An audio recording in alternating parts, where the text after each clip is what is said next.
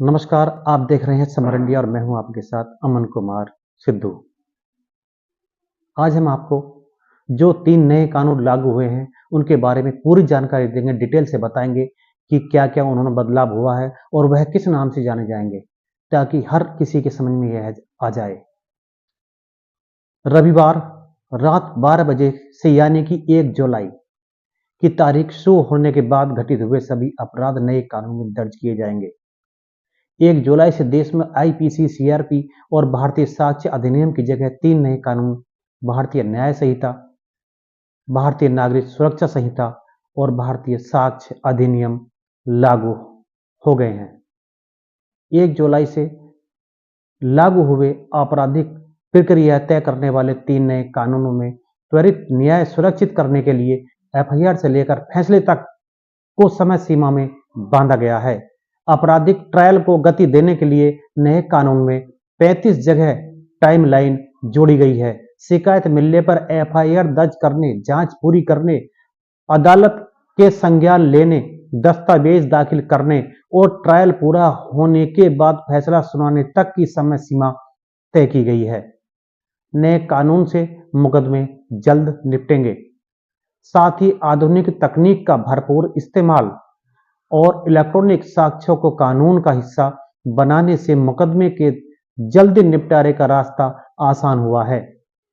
शिकायत, सम्मन और गवाही की प्रक्रिया में इलेक्ट्रॉनिक माध्यमों के इस्तेमाल से न्याय की रफ्तार तेज होगी। अगर कानून में तय सीमा को ठीक उसी मंशा से लागू किया गया जैसे कि कानून लाने का उद्देश्य है, तो निश्चय ही नए कानून से मुकदमे जल्दी निपटेंगे और तारीख पर तारीख के दिन लद जाएंगे। 3 दिन के अंदर एफआईआर दर्ज करनी होगी। जी हां, पुलिस को 3 दिन के अंदर शिकायत के एफआईआर दर्ज करनी होगी। आपराधिक मुकदमे की शुरुआत एफआईआर से होती है। नए कानून में तय समय सीमा में एफआईआर दर्ज करना और उसे अदालत तक पहुंचाना सुनिश्चित किया गया है।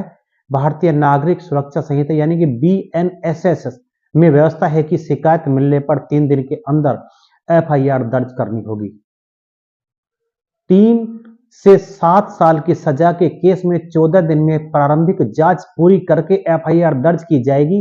24 घंटे में तलाशी रिपोर्ट के बाद उसे न्यायालय के सामने रख दिया जाएगा।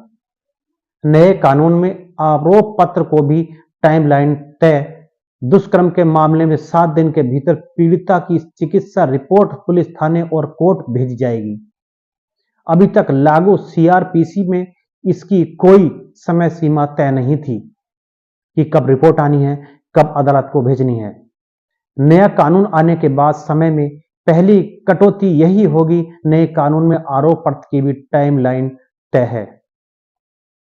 आरोप पत्र दाखिल करने के लिए पहले की तरह 60 और 90 दिन का समय तो है, लेकिन 90 दिन के बाद जांच जारी रखने के लिए कोर्ट से इजाजत लेनी होगी और जांच को 180 दिन से ज्यादा लंबित नहीं रखा जाएगा। 180 दिन में आरोप पत्र दाखिल करना होगा। ऐसे में जांच चालू रहने के नाम पर आरोप पत्र को अनिश्चित काल के लिए नहीं लटकाया जा सकता है। पुलिस के लिए टाइमलाइन तय करने के साथ ही अदालत के लिए भी समय सीमा तय की गई है।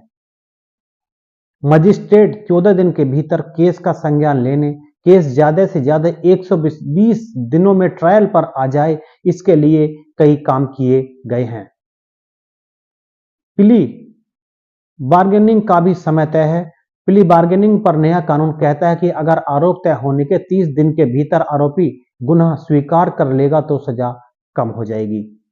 ट्रायल पूरा होने के बाद अदालत को 3 दिन में फैसला सुनाना होगा। अभी सीआरपीसी में प्ली बार्गेनिंग के लिए कोई समय सीमा तय नहीं थी। नए कानून में केस में दस्तावेजों की प्रक्रिया भी 30 दिन में पूरी करने की बात है। फैसला लेने की भी समय सीमा तय है। ट्रायल पूरा होने के बाद अदालत को 30 दिन में फैसला सुनाना होगा। नए कानून में दया याचिका के लिए भी समय सीमा तय। लिखित कारण दर्ज करने पर फैसले की अवधि 45 दिन तक हो सकती है, लेकिन इससे ज्यादा नहीं। नए कानून में दया याचिका के लिए भी समय सीमा तय की गई है। सुप्रीम कोर्ट से अपील खारिज होने के 30 दिन के भीतर दया याचिका दाखिल करनी होगी। क्या है नए कानून में? वो हम आपको बताते हैं। पहली बार आतंकवाद को परिभाषित किया गया। राजद्रोह की जगह देशद्रोह बना अपराध। मॉब लिंचिंग के मामले में आजीवन कारावास या मौत की सजा। पीड़ित कहीं भी दर्ज करा सकेंगे एफआईआर। जांच की प्रगति रिपोर्ट भी मिलेगी। राज्य को एक तरफा केस वापस लेने का अधिकार नहीं, पीड़ित का पक्ष सुना जाएगा। तकनीक के इस्तेमाल पर जोर। FIR, case diary, chargesheet, judgement सभी होंगे डिजिटल। तलाशी और जब्ती में ऑडियो वीडियो रिकॉर्डिंग अनिवार्य। गवाहों के लिए ऑडियो वीडियो से बयान रिकॉर्ड कराने का भी विकल्प है।